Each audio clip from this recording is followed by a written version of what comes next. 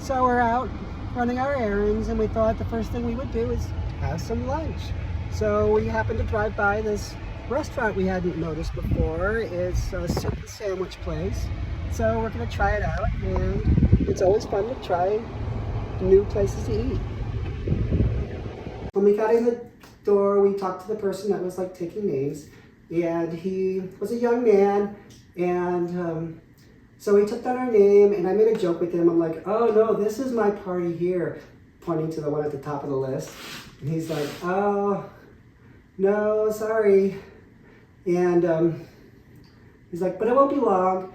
And so we're like, that's fine. And so we went to go wait, and within seconds, he was like, oh, you know what? The table just opened, so we can seat you now. So I know he jumped us ahead of a couple of people because he said, oh, those parties are larger, but they had little twos next to them. So I don't think that they were actually larger, but it was really neat that he sort of leapfrogged us ahead. He kind of had a gay vibe, and maybe he thought of me as being part of the community, so he wanted to do us a favor. He's like, oh, I love your hair, it's so pretty. I always wanted to be blonde. So definitely had that gay vibe, but you know, so he went and sat us down, and then our waitress came over, and I think she got a little flustered once she kind of looked at me more closely. Sorry. No, you're fine. I'm gonna get the grain bowl with the turkey, something different. I haven't tried that before. Nikki was like, yeah, I'm ready to order, but I want to keep the menu because I might want to order some dessert later. And she's like, oh, okay, and then she took the menu.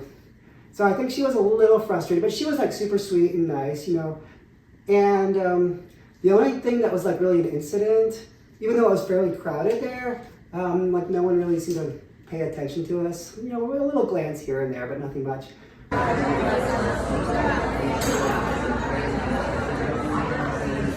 But when the server came and brought my food, I was looking around and I'm like, do I have a fork?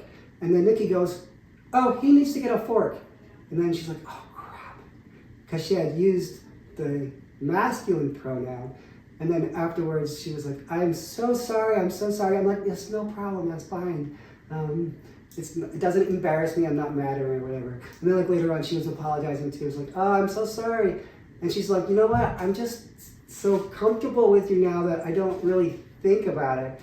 And it was kind of like that we were just both being very comfortable, just talking and having normal conversations and enjoying our time together.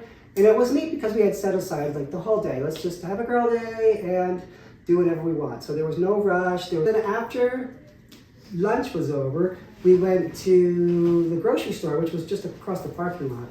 Well, as we were approaching the door, these two guys were approaching from the other direction, and I kind of hesitated, and the guy's like, no. He didn't say this, but he was like, no, ladies first. And so like, oh, thank you. And so I walked ahead and Nikki behind me, and then they continued straight, and we went over to get carts. And Nikki was giggling, and I'm like, what, did they say something? She's like, yeah, I could hear them saying, I think that's a guy. So they obviously had clocked me. But, you know, again, it doesn't really bother me. It is what it is.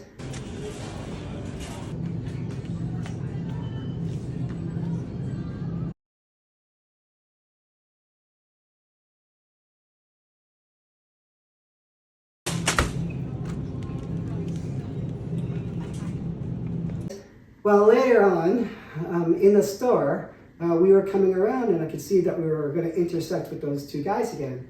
So I wanted to kind of keep my eyes on the eyes of the guy and see what kind of reaction he would have. And he didn't look at me in the face at all or make any eye contact, but I could see that he was looking me up and down. So I'm not sure if he was trying to figure me out still or I don't know.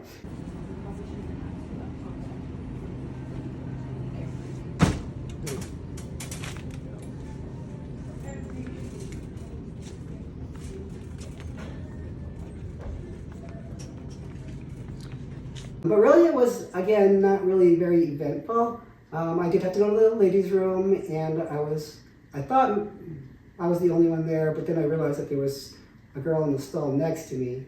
And that's like one of my fears, is that someone in the stall would be like, excuse me, do you have a tampon or something? And I would have to say, no, sorry, I don't. But I know my voice would be a little bit of a giveaway. And I don't really want to make anybody uncomfortable. That's like the worst thing for me, is making someone feel uncomfortable. But again, it was uneventful.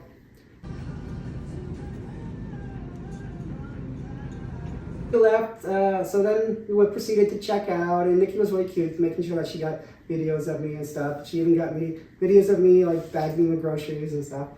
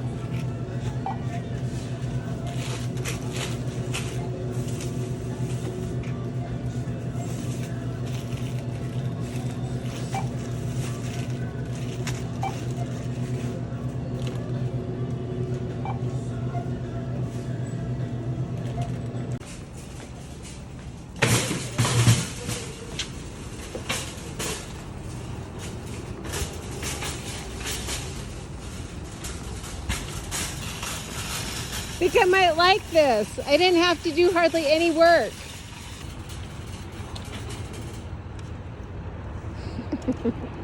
And then as we're driving home, she says, oh, you know what, we're gonna go right by the liquor store, let's stop in there. And I'm like, yeah, absolutely.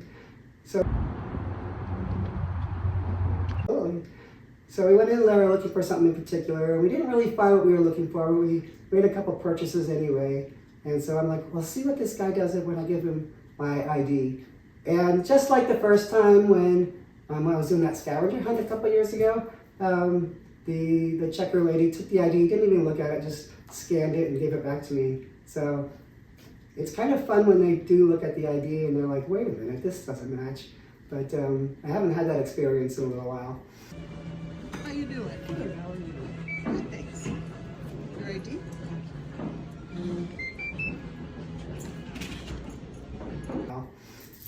So that was our day, and we had a really good time. And like I said, it was just kind of a fun, chill girls' day, just chatting and hanging out. And I think we both were more comfortable than we have been in the past. So I'm sure we'll do it again sometime. Have a good weekend, everybody.